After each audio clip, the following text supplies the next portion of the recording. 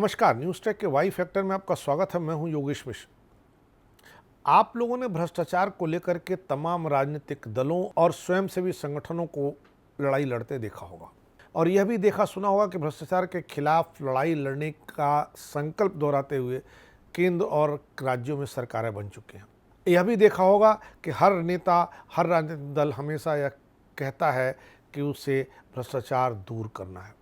देश के एक प्रधानमंत्री राजीव गांधी रहे, उन्होंने यहाँ तक कबूल किया कि जो 100 पैसा हम केंद्र से नीचे भेजते हैं उसमें से 85 पैसा कट में निकल जाता है, भ्रष्टाचार में निकल जाता है, सिर्फ 15 पैसा पहुँचता है।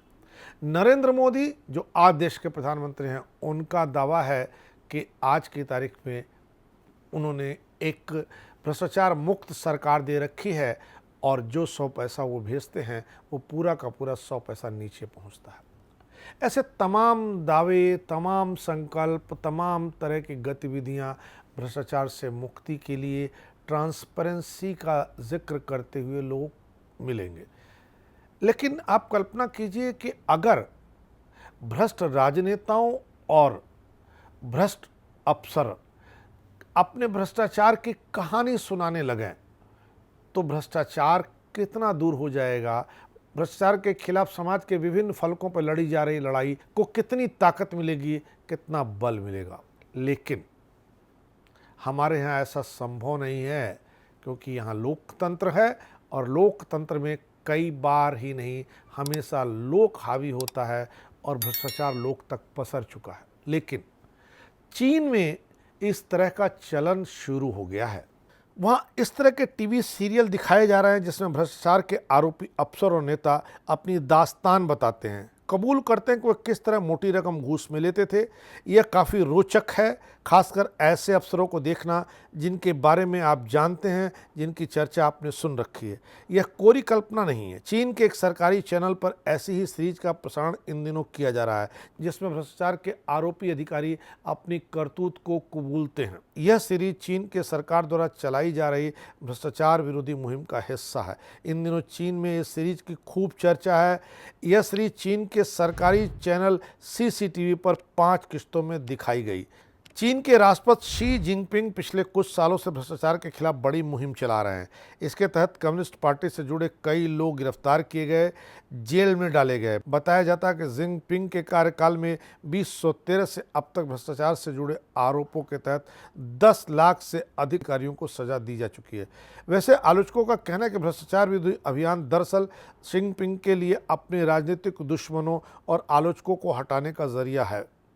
टीवी सीरियल में जिन लोगों के कथित कबूलनामे दिखाए जा रहे हैं उनमें पूर्व जन सुरक्षा मंत्री सन लिजून भी शामिल हैं। हांगकांग में चल रहे विरोध प्रदर्शनों और लोकतंत्र समर्थक अभियान के दौरान वहां की सुरक्षा का जिम्मा सन लिजून पर था। उन पर रिश्वतखोरी, स्टॉक मार्केट में गड़बड़ करने, अवैध हथियार रखने और पैसा देकर सेक्स करने जैसे आरोप लगे हैं। सीरीज के मुताबिक सन लिजून ने करीब 1.4 करोड़ डॉलर की रिश्वत ली थी। सीरीज में बताया गया कि सन लिजून को रिश्वत पहुंचाने वाले शख्स को लिजून ने बाद में जियांगसू प्रांत का पुलिस प्रमुख बनाया था।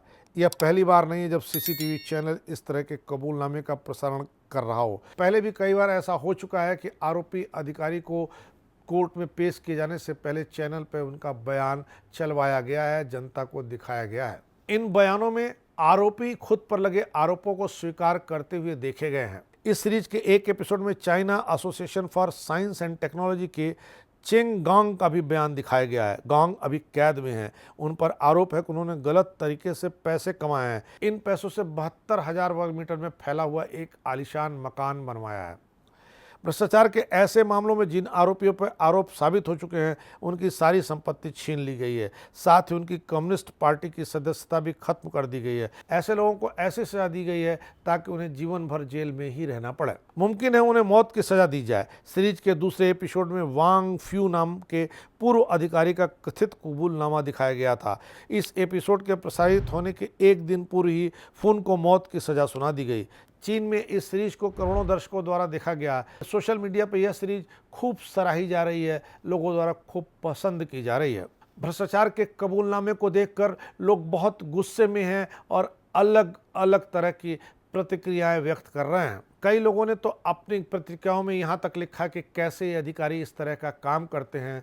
यह भी लिखा गया है कि इनको इतने पैसे की ज़रूरत क्यों आन पड़ी। यह भी लिखा गया है कि इन्हें महत्वपूर्ण पोस्टों पर बिठाया किसने, और यह भी लिखा गया है कि जिसने बिठाया उसके खिलाफ भी कोई न कोई कार्रवाई होनी चाहिए। चीन के लोगों का गुस्सा इस सीरीज को देखकर 7वें आसमान पर है। देखना है यह सीरीज जारी रहती है या बंद कर दी जाती है, और इस सीरीज से चीन में भ्रष्टाचार कितना कम होता है और ऐसे हथकंडे भ्रष्टाचार को कम करने का माध्यम हो सकते हैं, या फिर ये भी लोगों को संतुष्ट करने या भुलावा देने के काम ही आते रहेंगे। इस बार इतना ही। अगली बार फिर मिलेंगे किसी नए सवाल पर नए ढंग से बात करने के लिए। तब तक के लिए नमस्कार।